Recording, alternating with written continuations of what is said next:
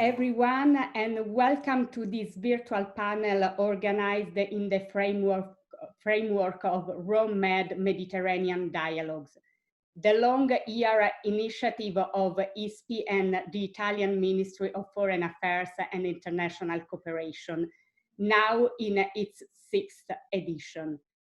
Well, after 9 years, the Syrian war remains unsolved, and prospects for its solution are really gloomy.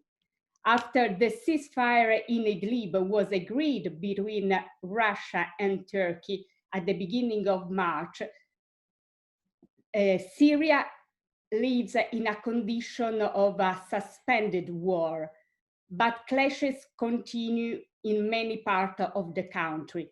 A country that remains divided into 3 main areas and different sub-areas. And it is really difficult to understand who controls what. In this complex and fragmented context, the COVID pandemic risks to further aggravate the precarious internal situation. For example, medical infrastructure in the country has been decimated after years of bombings.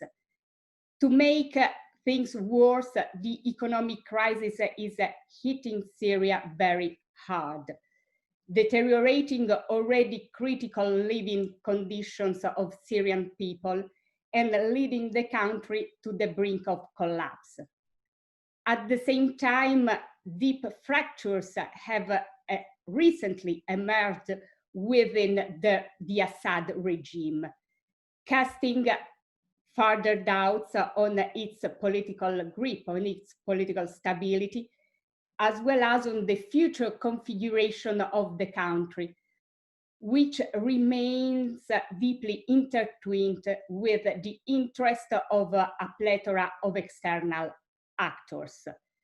Against this backdrop, many questions raised on the future of Syria and of Syrians, both inside and outside the country. Among other things, we wonder how feasible is a political solution at this stage. And many questions also raise on the role of external players and their effective engagement in finding a durable and acceptable solution to the conflict. In this situation, is COVID-19, the impact of COVID-19 on foreign actors' strategy and engagement, a game changer for Syria, or the ongoing economic downturn crisis could be a game changer? So we will try to answer all these questions with distinguished experts today with us. I'm very pleased to welcome Andrei Kortunov, Director General of Russia International Affairs Council in Moscow, to Darin Khalifa, Senior Syria Analyst at the International Crisis Group, and to Julian Barnes-Dacey, Director of the Middle East and North Africa Program at European Council on Foreign Relations. So my first question is to Andrei Kortunov. And after 5 years, what are the assets and liabilities of a Russia policy in Syria?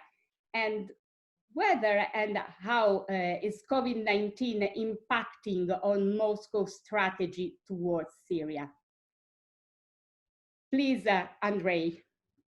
Well, thank you, Valeria. First of all, I'd like to say that I'm very pleased to be here. It's nice to see familiar faces, and definitely we hope that this year you will host yet another edition of the Med Conference. We wish you well. Now, in terms of your question, of course, we are getting close to 5 years of the Russian military presence in Syria. 5 years is a long period of time. The First World War lasted for only 4 years. Now, in terms of the Russian presence, there were at least 3 times when the Russian leadership argued that it was starting a withdrawal from Syria. However, it doesn't seem that the withdrawal is anywhere around, and the Russian presence is likely to continue. Speaking of changes, let me just single out one thing which has not changed and one thing which has changed in the Russian posture in Syria. First, what has not changed? There is a kind of perception that the situation of Covid-19 and the economic recession and the collapse of oil prices put serious pressures on the Russian budget, and Russia should be desperately looking for an exit strategy in Syria. I think that this perception is not correct. I don't think that the Russian operation in Syria is perceived in Moscow as unsustainable. If you look at the current budget of what Russia actually spends in Syria, it is approximately $1 billion, depending on how you approach the calculations. But $1 billion is not more than 2% of the overall Russian military budget. And clear enough, it is included in the training part of the budget. So for the Russian military, Syria has become a rather routine exercise.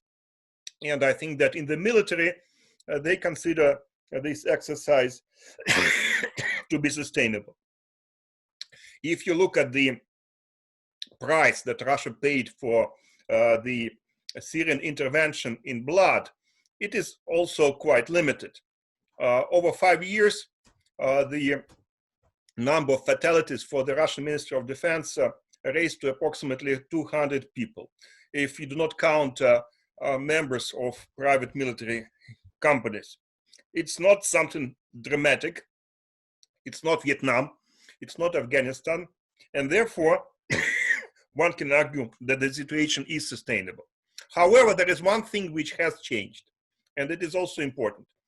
I think that if you talk to Russians, ordinary Russians in the streets of Moscow or elsewhere,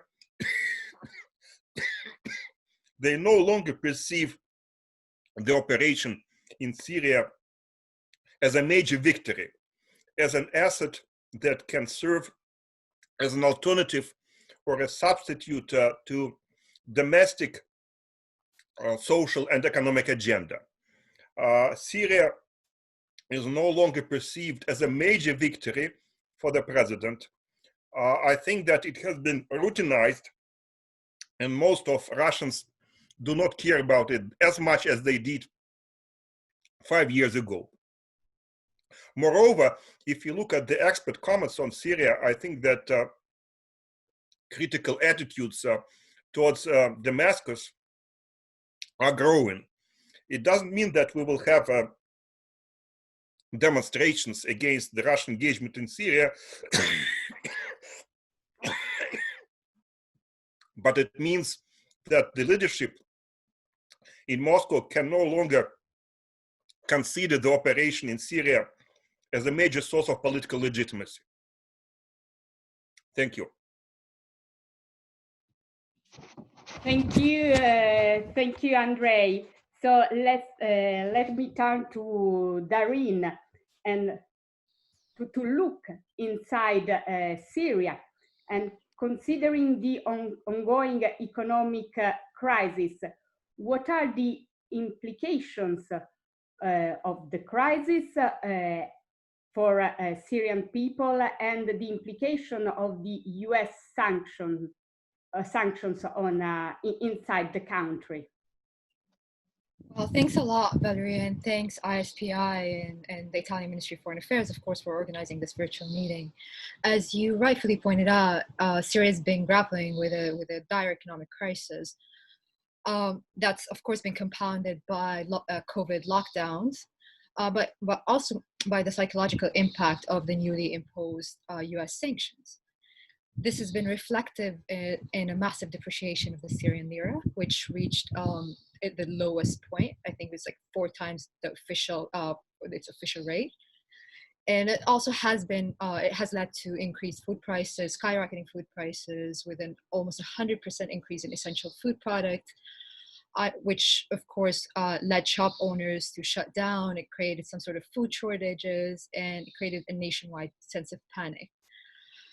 This also led to increased demonstrations across the country, not only in oppositional areas, but also in areas deemed to have to be in close political proximity to Damascus, including minority areas like Sweda and elsewhere.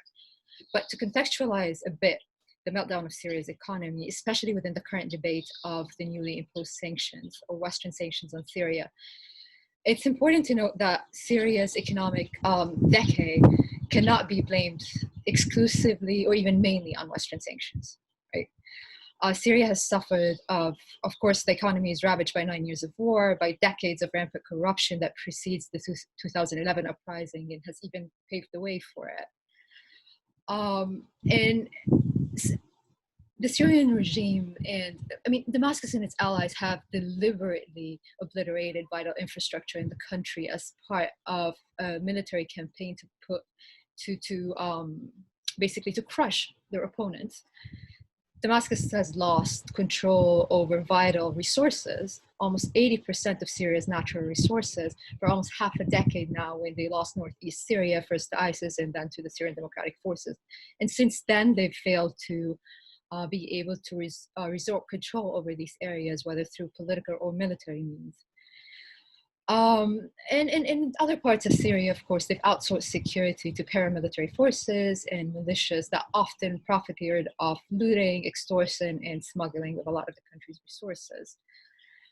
It didn't help that Syria's neighbor, Lebanon, the economy there imploded, and we have almost Syria's deposit in Lebanese banks, I think, reach over $40 billion.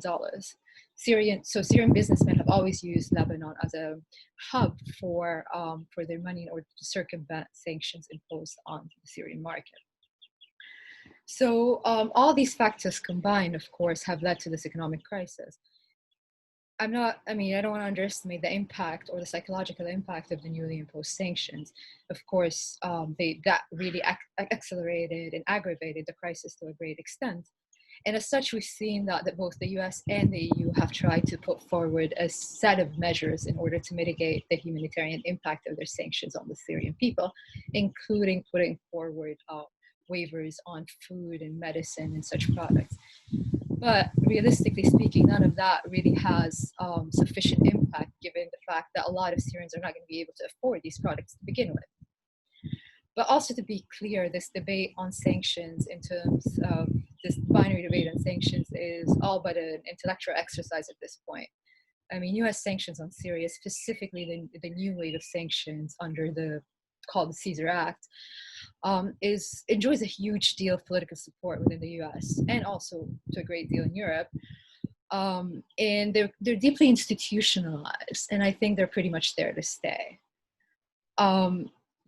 That said, I think if you look at the actual law of the actual wording of the new sanctions, you're going to find that it left a lot of leeway for it left a lot of discretion to the executive branch, and in this case, State Department and the Treasury, to decide on what and who to sanction and when and how to reverse some of the existing sanctions. That has some pros and cons in of itself, right? The pros are the fact that this allows people leading the Syria file within DC to set specific criteria in which some of these sanctions were going to be either withheld or reversed.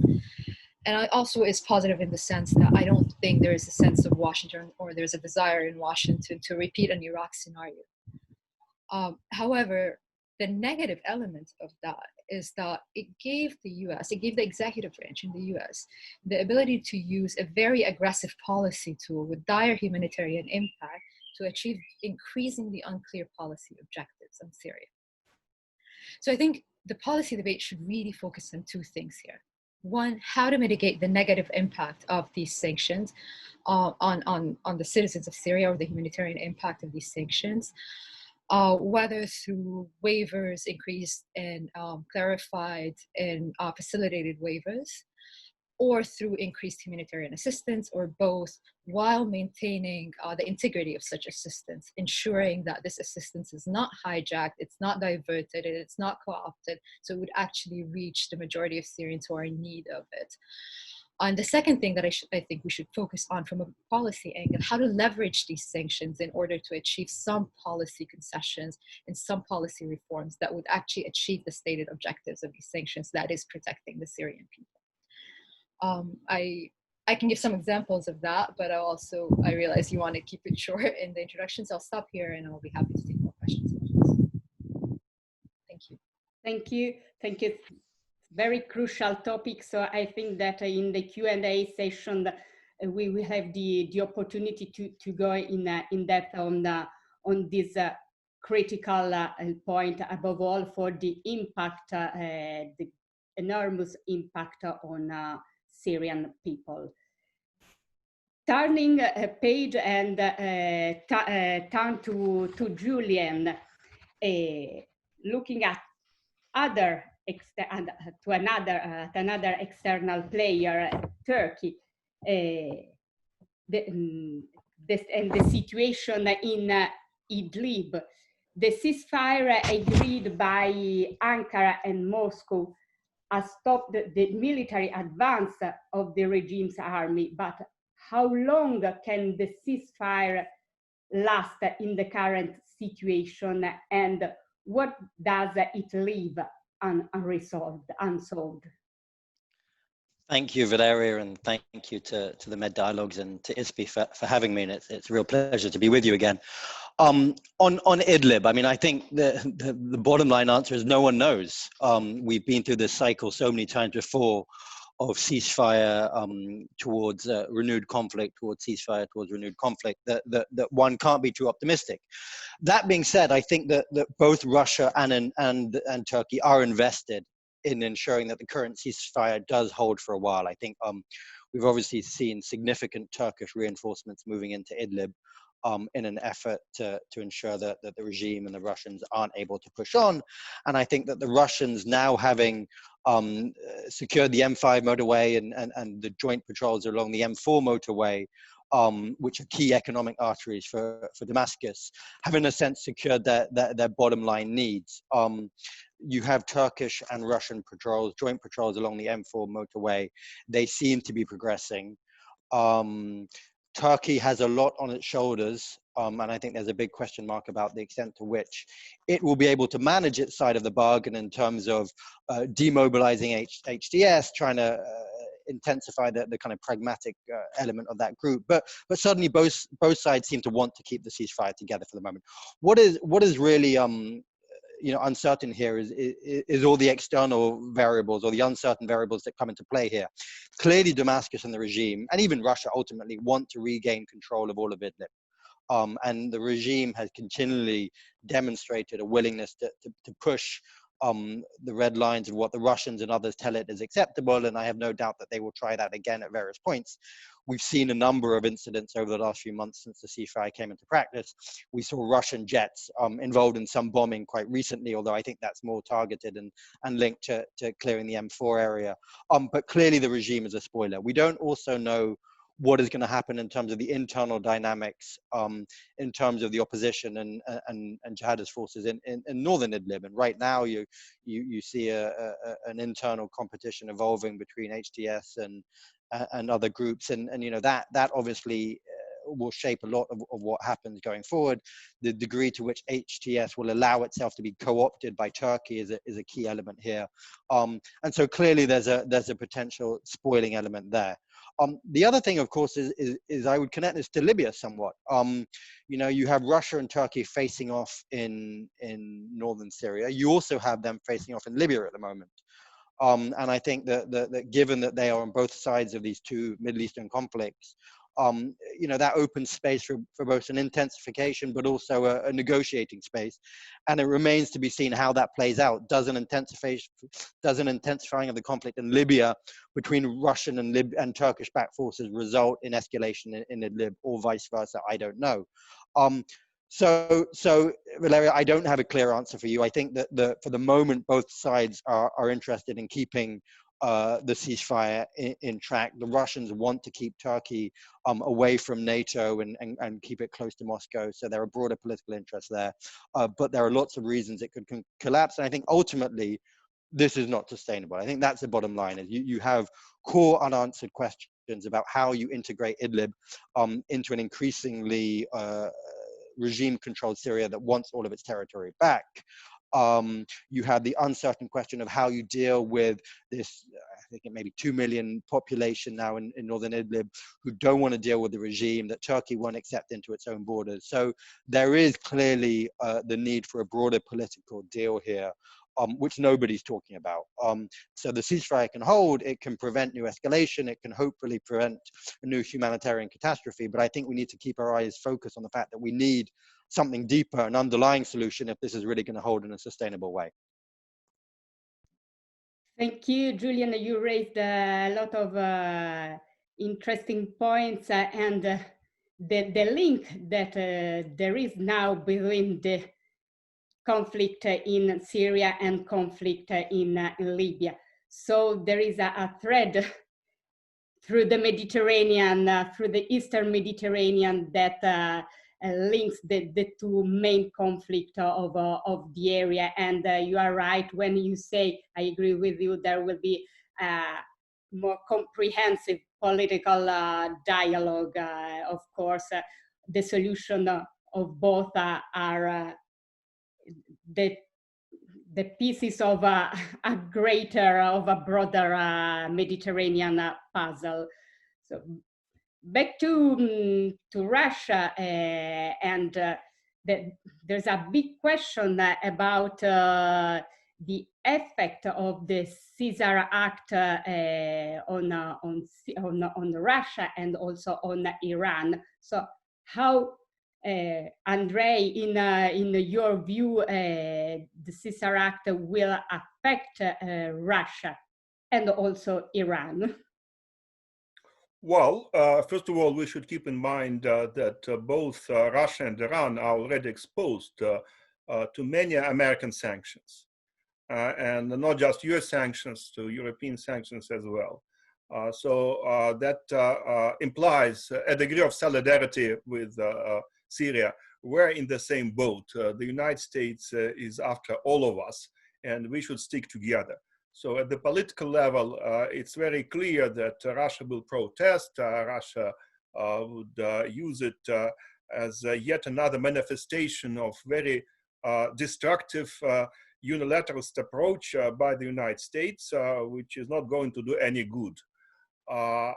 However, if you put rhetoric aside, I think what it means for Russia is that Syria will not be allowed by the United States to be turned into a business project.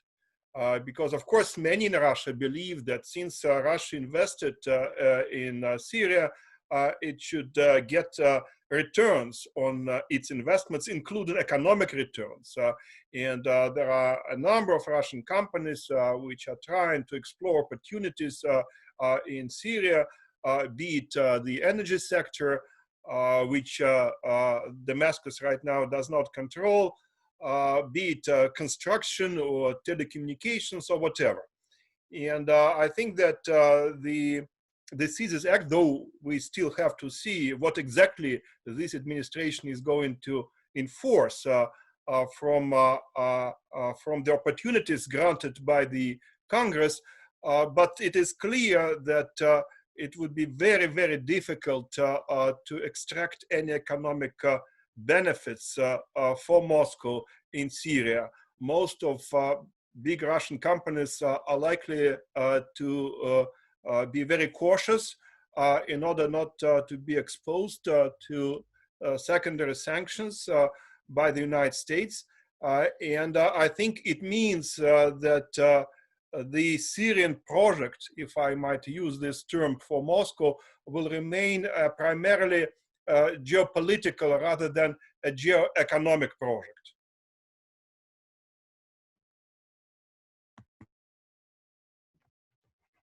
Thank you, Andrei. Very, very, very clear.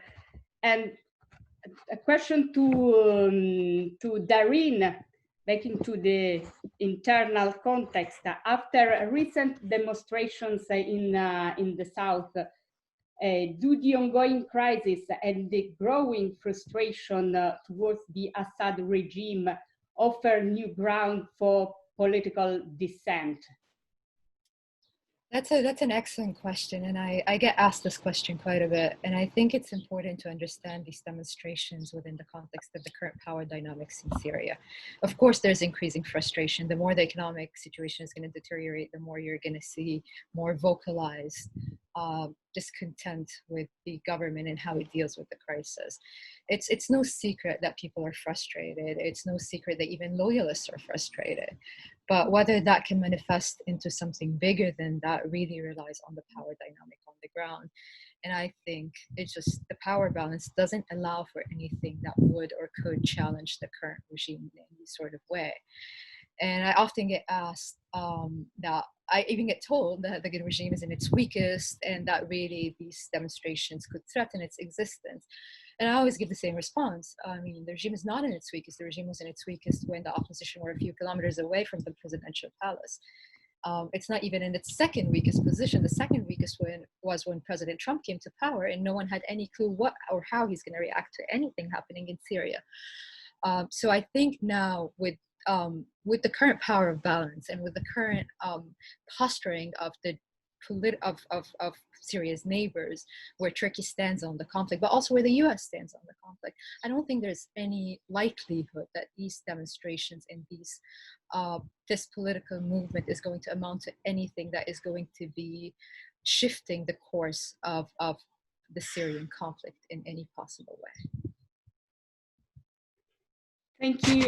Thank you, Darine. Julian, in a few days, the fourth conference on Syria, on supporting the future of Syria, will be held in Brussels. From different sides, Europe has been called to intervene in some ways over the year, but at this stage, the EU is unlikely to change the situation. But something could be done.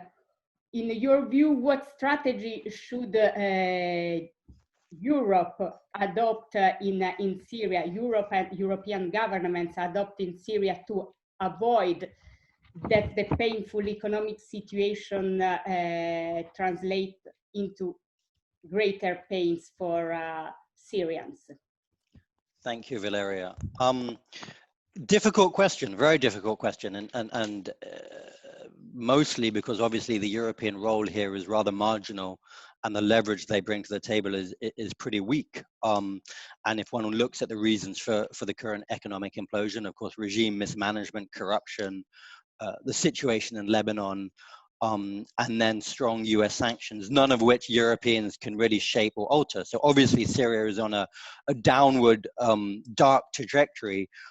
Europeans are looking on, and I think Europeans are growing increasingly worried about where this heads, and clearly this isn't just about the pain for Syrians, but also what this means for European interests and possible overflow into the region and towards Europe. But they don't have many cards. But I would say a couple things. One, I would be probably more direct and more critical personally in terms of what the US is trying to do in Syria right now. I don't particularly view it as being that nuanced and trying to kind of shape a political settlement, and obviously the Americans talk about a kind of desire for negotiations and so forth for that. My view and my understanding from different conversations is that the intention here is very much to break the Syrian regime. This remains a regime transition agenda, and the economic tools that are being deployed now are directly aimed to squeeze the regime, to bring it to its knees and force it off the picture. I also think it's clear that the main American interest here is not actually Syria, it's Iran and Russia. This is a lens through which the Americans view Syria these days. It's great power politics, and Syria in a sense is a theater for a greater competition with Iran and Russia. And I think on both those counts, Europeans should be very worried. I think that the idea that you kind of use Syria as a theater to push towards implosion in a way to try and bring pain to Russia and Iran is very worrying. I don't think it helps Syrians, and I don't think it helps European strategic interests. I think it's going to make the situation worse on the ground. I think it's going to intensify the deteriorating conditions, which are of course Assad-led. Assad is the fundamental problem here. But I would agree with Darine and others in saying that the regime is nonetheless entrenched in power, not going away anywhere soon, and you know, time and time again throughout the Syrian conflict, but also elsewhere in the world, we've seen these kind of campaigns, economic pressure campaigns, actually reinforce their worst impulses, bring out patronage networks and so forth. So I'm worried that the combination of what Assad is doing, frankly what the Russians and the Iranians are doing, and now what the Americans are doing, is not going to lead us to a better place for Syrians and for European interests. Europeans clearly don't have much influence here and leverage, but I do think the focus should therefore be on trying to find space, frankly, to soften the edges, to soften the blow. I think that Darine is very correct that we have to be clearer and more realistic about what we want to achieve from Syria. I think the Americans are not giving a clear or honest message, and I think the Russians and the regime know that very clearly.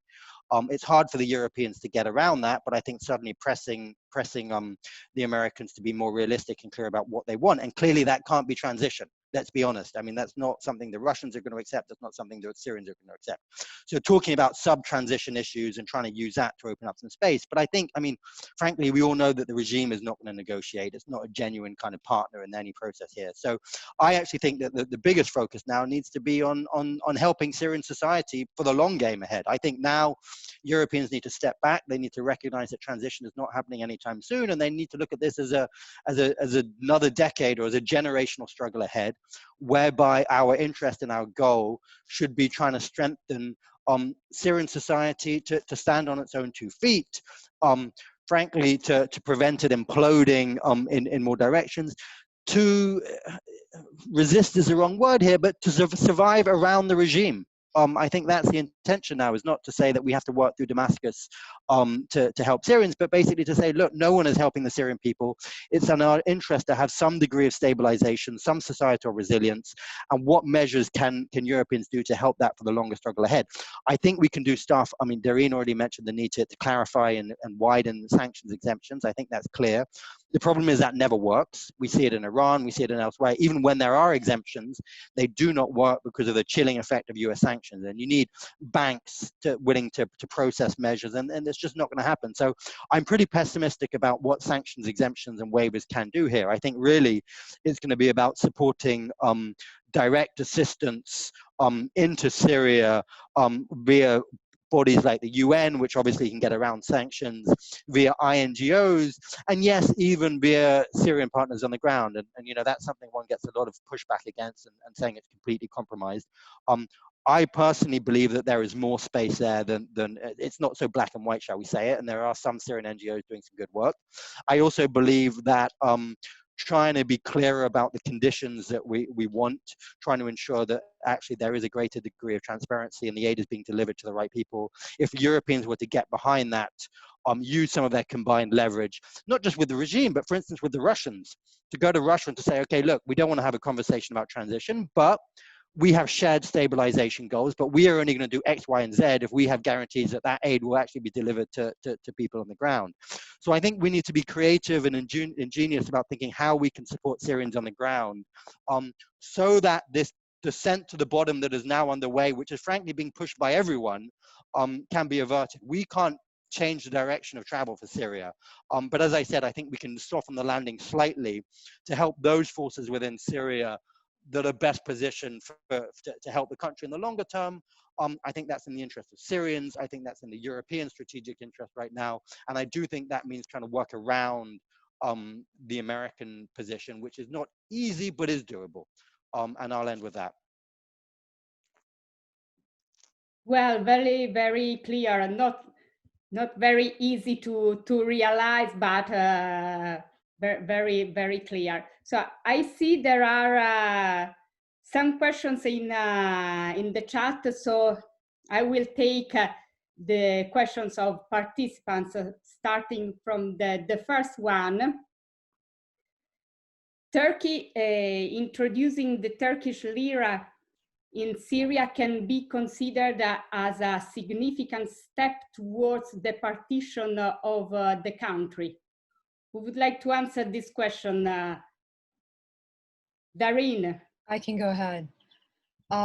Okay, so this question has two bits and they're both very complicated. The short answer to that is no. No, because Turkey didn't introduce the Turkish lira to northern Syria. I was in Idlib back in January, and back then the Salvation government that is in charge of the local administration in Idlib was contemplating the idea of switching to the Turkish lira. That was because the Syrian lira was already heading towards a free fall, and it was already too costly for all the businessmen working there to use the Syrian lira. And a lot of the bigger purchases, a lot of the bigger transactions going on in these areas were already happening either in dollar or in Turkish lira. So it's a wrong assumption that it was Turkey that initiated the process. That said, and that's where the question gets more complicated, I do think the use of the Turkish lira, whether in Idlib or in Western Aleppo, and I also think the local administration in Western Aleppo being tied to the Turkish one, and similarly in Northeast Syria, the YPG creating its own local administration with its own laws and regulations. I think all of these are signs of a process leading towards partition, towards a de facto partition of Syria. If you look at the map today, if you look at the different forces today, Syria is already partitioned in a way or another. It's just it's too politically sensitive / costly for anyone to say out loud, including Turkey itself, because from Ankara's perspective, if different players start acknowledging the partition of Syria, that means by extension a Kurdish statelet in northeastern Syria. That is something Ankara cannot tolerate and would not tolerate per se, or at least not acknowledge it publicly. So it is very complicated, because I think the direction where Syria is headed is a de facto partition. Thank you, Darine.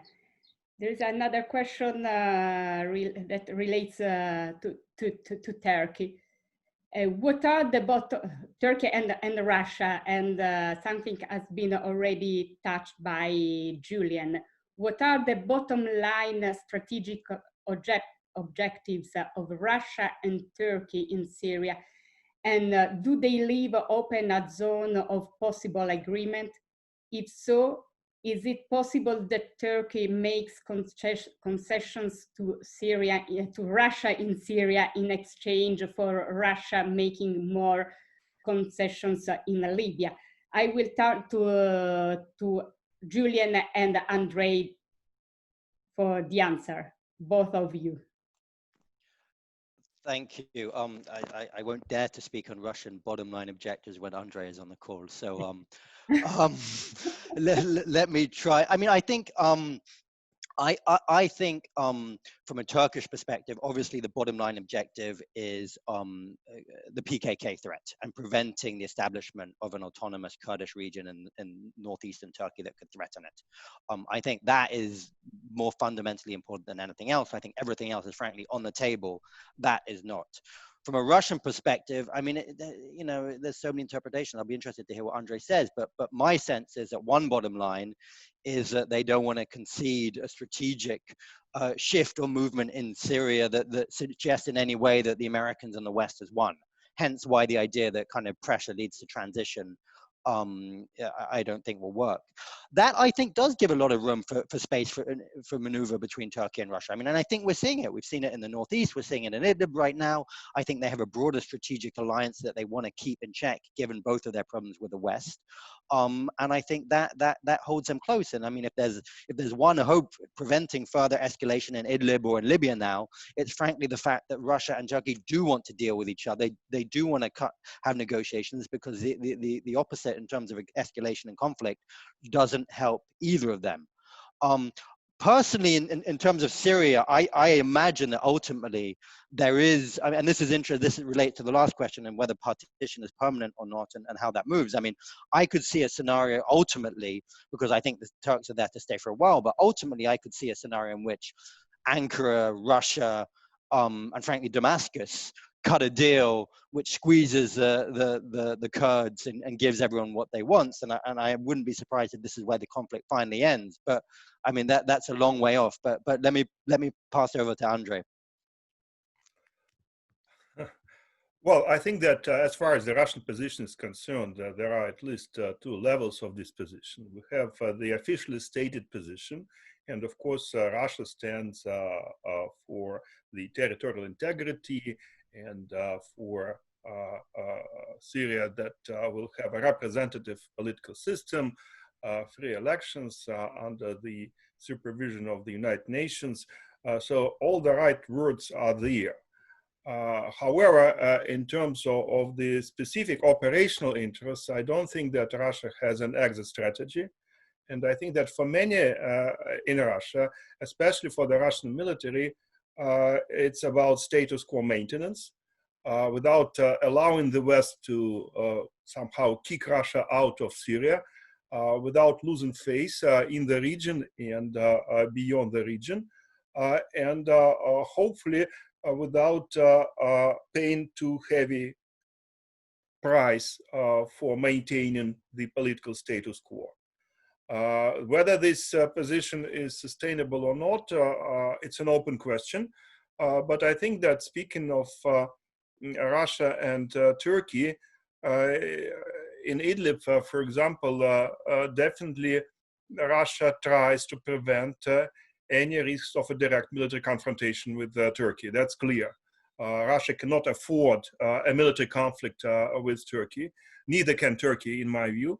But second, Russia counts on Turkey in reducing what is perceived as an existential and also as a military threat coming from HTS.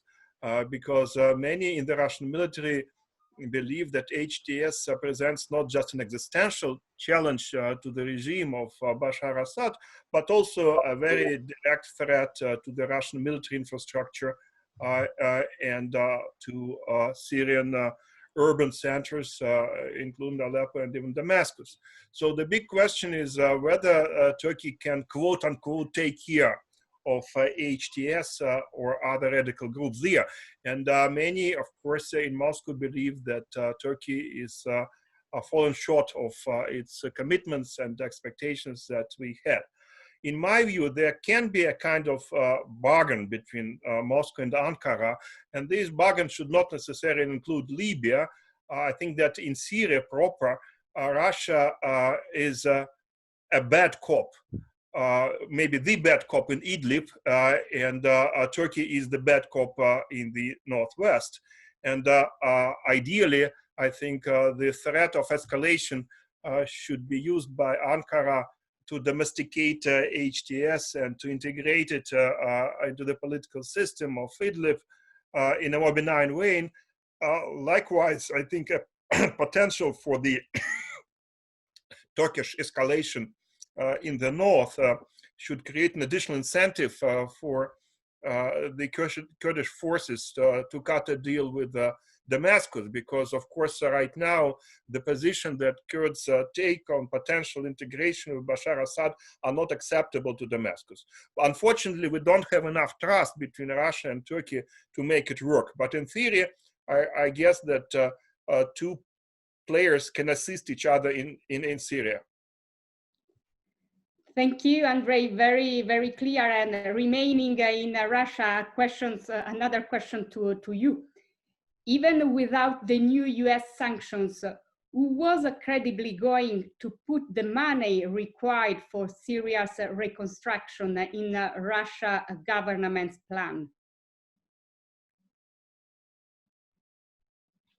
Please unmute your microphone. Right. Sorry, I mute myself. I think it's crystal clear that Russia does not have resources to fund large-scale post-conflict reconstruction in Syria.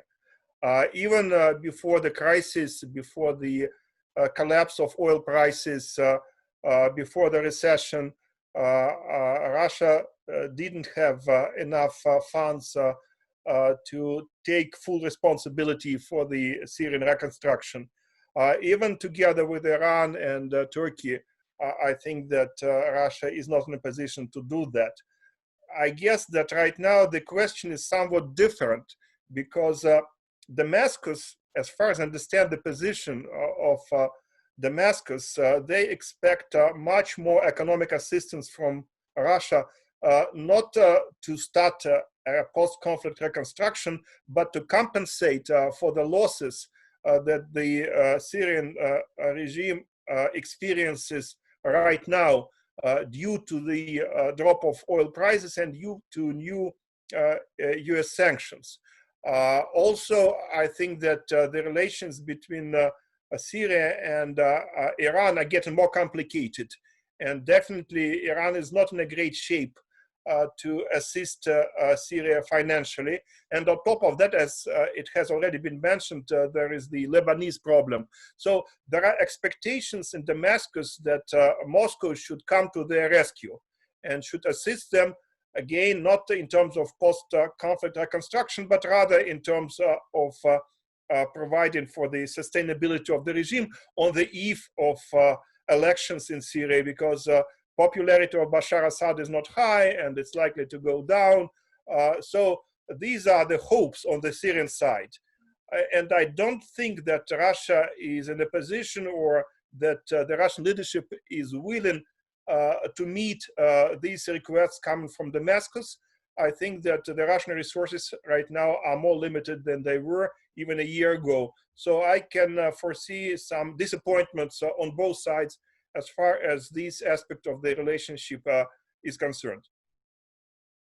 Thank you, Andrei. And now there is a question, a very important question about the impact of COVID-19 inside Syria. Darin, would you like to answer this question? How is the situation in the different part of Syria? Right. I will get to that question. I just wanted to first add something on what Julian and Andrei have said about the Turkish positioning on Syria and potential for quid pro quos with Moscow. I think it's really important to highlight that, of course, a Kurdish statelet in northeast Syria is a Turkish red line, but also a new wave of refugees from Idlib is a massive national security threat for Turkey. Yes, Turkey is willing and has been willing to enter into quid pro quos with Moscow, but I think we've reached the limit of that. I think they've maxed what they could potentially be giving to Moscow without touching on very strong red lines in Ankara as well. Turkey has compromised, of course, in Aleppo and elsewhere in Syria, and they've compromised with the Constitutional Committee and other aspects of the political process in that Astana format and elsewhere. But when it comes to the remaining parts of Syria, and that's why I always say we are heading towards a partition, because we need to look beyond the rhetoric. Yes, US rhetoric still implies what looks like regime change. When the US or the Europeans talk about Security Council Resolution 2254, it implies a transition of some sort. And when Russia talks about restoring state sovereignty over every inch of Syria, it gives the impression that sooner or later there's going to be a military operation in Idlib and there might be a deal on northeast Syria. However, beyond rhetoric, I think all the actors at this point have a strategic interest in freezing the situation, freezing the conflict according to along current lines of contact, and basically preserving the status quo for as long as they possibly can in order to push forward a political process of some sort that, of course, going to fall short from what 2254 had intended initially. So I do think, yes, there are potential for agreements and side agreements, but I don't think that Turkey is going to be willing to voluntarily compromise their national security interests, whether in the northeast or the northwest, in order to pursue its interests in Libya or elsewhere. Now, to the question on COVID. So we haven't yet seen a spike in numbers in Syria, thankfully. Unfortunately, the northeast hardly had any. Idlib, we haven't seen any numbers yet. Same thing with western Aleppo. And in government-held areas, the number is still very, very low. And it could potentially be because, of course, there's no transparency on numbers, on reporting, specifically in government-held areas. But also, I think it would have been really hard to hide if there was a big thing happening in the country. It would have been quite difficult for the government to hide that. So again, fortunately, there hasn't been a spike. That doesn't mean it won't happen. There's a lot of movement of personnel in and out. Still, the smuggling routes with Lebanon are open, and there's a handful of countries sending foreign fighters in and out, including Iran. But also Russian contractors and Russian fighters are coming in. Both Iran and Russia have been countries that have been hit hard by COVID. And I know that the Northeast specifically have been very adamant about keeping their borders closed with the KRG, with Northern Iraq. Northern Iraq has also been hit hard by COVID, and they're still in the peak. So if there's any potential to open the borders and for people to rotate in and out, that might really impact the situation on the ground.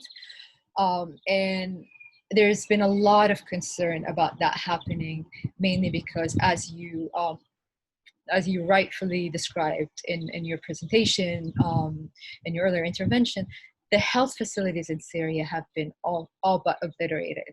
They've been a target of military campaigns.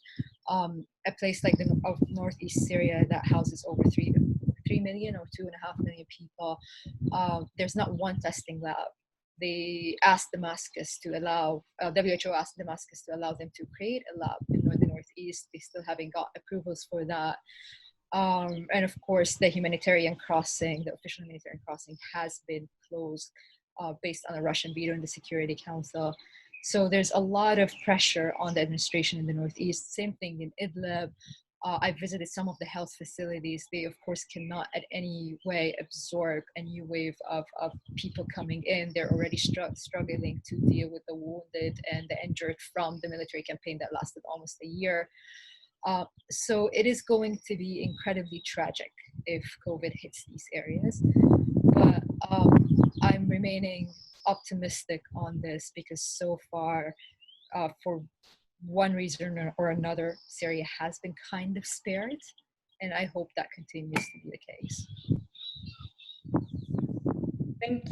Thank you very much, Darine. And now there are a couple of questions on the role of external players beyond Russia and Turkey and Iran.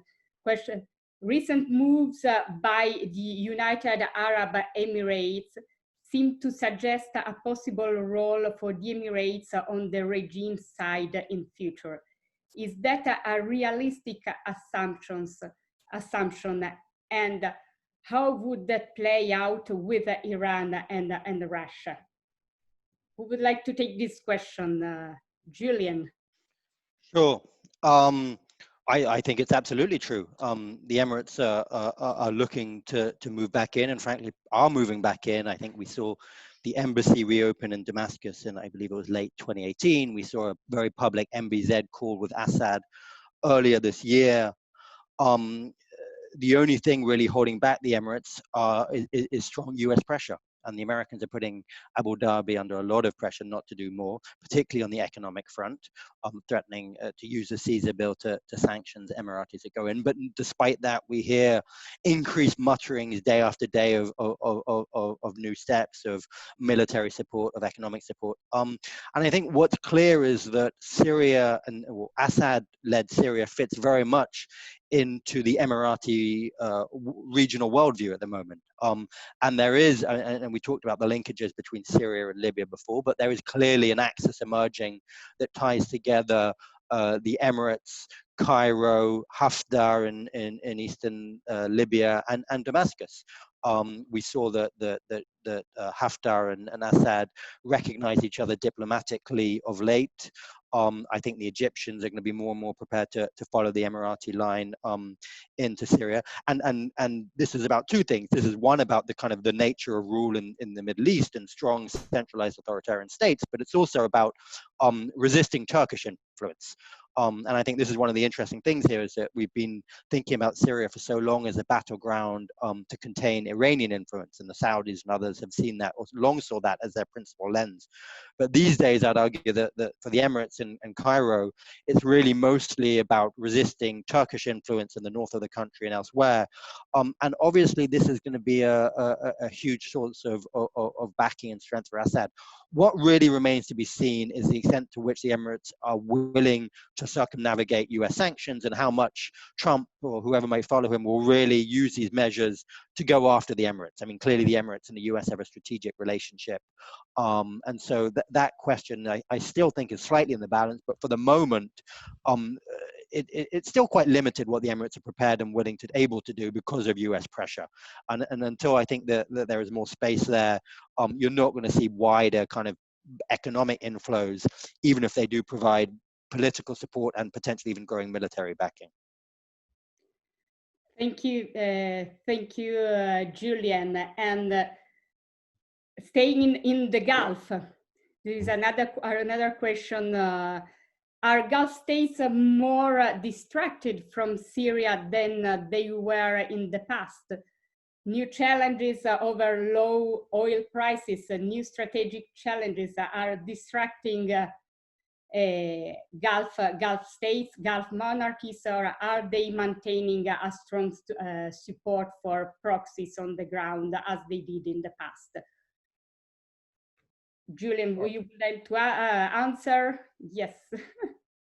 I'm happy to give the floor to Darine or Andre, so we have an alternative perspective on the Gulf. And we have, yes, 5 minutes to get to the end. So Sure. I can give you just one minute observation. I think that indeed we see that many Gulf states and Saudis in particular are much more focused on Yemen than on Syria. It's their next door neighbor, and definitely in terms of national security, it's much more important. There are many speculations about Syria rejoining the League of Arab States, and again, it will depend primarily on the Gulf states whether Syria is fully reinstored in this position. I agree with Julian that it's a lot about Turkey, but I also think it's about Iran. I think that many in the Gulf think that to embrace Assad would mean to get Syria out of the Iranian orbit, and it might create a new balance of powers in this region. As far as Russia is concerned, I think on the one hand, Russia would like Assad to get more legitimacy and to be recognized by Gulf states, and Gulf states to support Assad, if not through official channels, then through Syrian diasporas, which are wealthy there and which can invest some money into Syria. But on the other hand, I think they should be also concerned in Moscow that Assad will find other sponsors and will be less dependent on Moscow in his decisions. Thank you. Thank you. Thank you, Andre. And Darine, would you like to add something on this? No, I totally agree with Andre that, of course, the Gulf is focused somewhere else. And we've seen the UAE flirt with Damascus and even take some steps towards opening the embassy and whatnot. We've even seen countries like Egypt flirt with Damascus in some way or another. But I do, however, disagree with him on one point. I think the US sanctions and US also policy has been a quite strong deterring factor that is really going to make all actors think a million times before taking a step that's going to look like political suicide to touch Damascus at this point. And of course, it is going to deter businesses and any economic investment in government-held parts of Syria. And if anything, on the policy level, these sanctions have created so far is that it really shifted the narrative, and it basically put the ball in Moscow's court, telling them, this is up to you now. And one could argue that Russia is not going to let the US strong arm them into concessions for political, geopolitical, even ideological reasons. They're not going to be responsive to stronger sanctions. That being said, I think these sanctions have created a narrative in which the US can point in Moscow telling them, this is up to you now. can reverse this, you can stop it, you can end it, but you need to offer something in return because it's going to come at a great cost if you don't do that. Thank you, Darina. We are getting close to the end of the panel, but there is just one last question, also on the role of another external player that we didn't mention, China. So, what role for China? What is the perspective of China on the future of Syria? If it's a question to all of you, very quick reply. Very minimal. I think basically they're not interested. It's too messy. It's too corrupt. It's an overstated ambition that the Chinese are going to go in there. They're important in the UN Security Council and backing up the Russians on elements like blocking cross-border access. But beyond that, I think it's very limited. Okay, thank you. Andrei. I think that China is not likely to participate in any post-conflict reconstruction, but if at some point Syria presents a business opportunity, for example, for One Belt, One Road initiative, infrastructure, China will definitely fight for contacts there, but not now. When the conflict is over, China might rediscover Syria as a potential opportunity for investment trend and so on. Okay, thank you. An opportunity for investment in the future after the pandemic. And after political risks are getting lower, because Chinese companies are also concerned about the implications of the US sanctions. They do not want to take too high risks. Okay, great. Thank you. Darine. I have nothing to add to that. I mean, Syria has never been attractive business-wise at all. It's never been attractive to the Chinese to invest in it. As Julian said rightfully, it's too messy, it's too corrupt. Of course, sanctions is going to complicate that even more. As we all agreed, it's just going to deter any third party from investing in this, and the Chinese are no exception to that. Similar to the Emiratis, I don't think it's worth the investment, and it's not worth the political cost that's going to come from trying to approach this in any way. Well, thank you very much to all of you for a great and insightful discussion, and to be with us this afternoon with this virtual panel. I thank all participants and for their questions, and see you next time. Have a nice afternoon. Thanks a lot. Thank you so much. Have a great day. And maybe see you in Rome, hopefully see you in Rome in December for the annual conference for the Med Dialogues.